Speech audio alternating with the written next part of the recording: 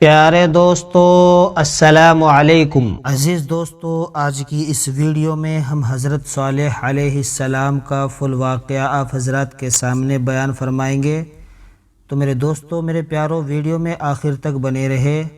عزیز دوستو، حضرت ہود علیہ السلام کی امت جو عاد کہلاتی تھی وہ اللہ تعالیٰ کے عذاب سے ہلاک ہو گئی، اور اس میں کے باقی بچے ہوئے لوگ پھر آباد ہوئے، ان کی اولاد بڑھتی گئی، انہوں نے اپنا نام سمود رکھا۔ یہ لوگ بھی آہستہ آہستہ بت پرستی کرنے لگے اور برے کاموں میں پڑ گئے، تو اللہ تعالیٰ نے ان کے پاس حضرت صالح علیہ السلام کو نبی بنا کر بھیجا۔ انہوں نے اپنی قوم سے کہا کہ اللہ تعالیٰ نے قوم ہود کے بعد تم کو سردار بنایا اور زمین پر آباد کیا، تم زمین میں بڑے بڑے محل بناتے ہو اور پہاڑوں کو کاٹ کاٹ کر اس پر بھی گھر تراشتے ہو، تم اللہ کی نعمتوں کا شکر ادا کرو اور زمین میں فساد مت پھیلاؤ۔ ان کی قوم کے امیر اور سردار لوگ جو غرور کرتے تھے، انہوں نے ان غریبوں سے پوچھا جو حضرت صالح علیہ السلام پر ایمان لے آئے تھے کہ بھلا تم کو یقین ہے کہ صالح کو اللہ نے نبی بنا کر بھیجا ہے؟ ان غریب ایمان والوں نے کہا کہ ہاں، ہم کو یقین ہے کہ حضرت صالح علیہ السلام کو اللہ تعالیٰ نے نبی بنا کر بھیجا ہے۔ اس پر مغرور امیر کہنے لگے کہ اچھا تم ایمان لاؤ، ہم تو ایمان نہیں لاتے۔ ان امیر لوگوں کو یہ تعجب ہوا کہ اگر اللہ پاک کسی کو نبی بنا کر بھیجتے تو ہم امیروں میں سے کسی کو نبی بناتے۔ حضرت صالح علیہ السلام برابر اللہ تعالیٰ کا پیغام ان کو پہنچاتے رہے، مگر کوئی ان کی نہ سنتا، بلکہ الٹا مذاق اڑاتے۔ بلکہ آخر میں ان لوگوں نے فیصلہ کر لیا کہ حضرت صالح علیہ السلام سے کہا جائے کہ اگر سچے نبی ہیں تو اس پہاڑ میں سے اونٹنی پیدا کر دے، ہم آپ پر ایمان لے آئیں گے اور جانیں گے کہ آپ سچے نبی ہیں۔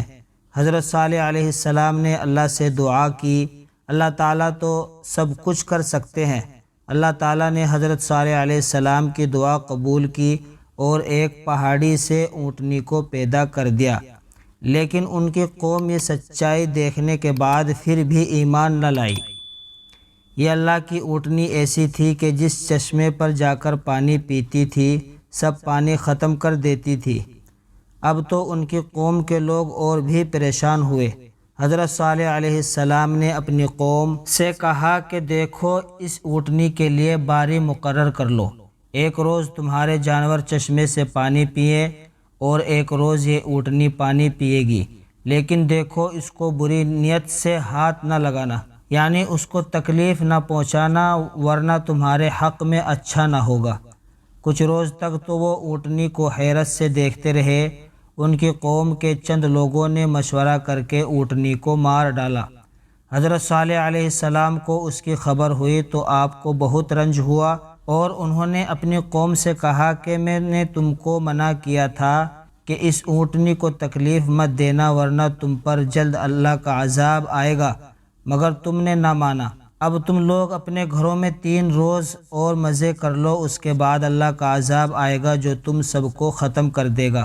چنانچہ ایسا ہی ہوا۔ اللہ تعالیٰ نے حضرت صالح علیہ السلام اور ان لوگوں کو بچا لیا جو ایمان لے آئے تھے، لیکن جو لوگ ایمان نہیں لائے تھے ایک بڑی ہیبت ناک اور خوفناک آواز پیدا ہوتی، جس سے وہ اپنے گھروں میں اوندھے پڑے رہ گئے اور مر گئے۔ ایسا معلوم ہوتا تھا کہ کبھی یہ یہاں رہتے ہی نہ تھے۔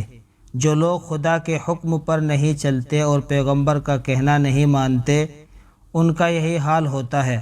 اللہ پاک ہم سب کو اپنے عذاب سے بچائے اور اپنی اور اپنے رسول کی اطاعت نصیب کرے، آمین۔ تو میرے دوستو میرے پیارو، یہ تھی حضرت صالح علیہ السلام کا فل قصہ جو میں نے آپ حضرات کے سامنے بیان فرمایا ہے اور آپ کو سنایا ہے۔ اگر آپ ایسی ہی اور ویڈیوز دیکھنا چاہتے ہیں تو ہمارے چینل عادل وائس آفیشیل کو سبسکرائب کریں، بیل آئیکن کو پریس کریں، تاکہ آنے والی ویڈیو سے آپ باخبر رہ سکیں۔ ایسی ہی ویڈیوز دیکھنے کے لیے ملتے ہیں ایک اور نئی ویڈیو میں، تب تک کے لیے خدا حافظ۔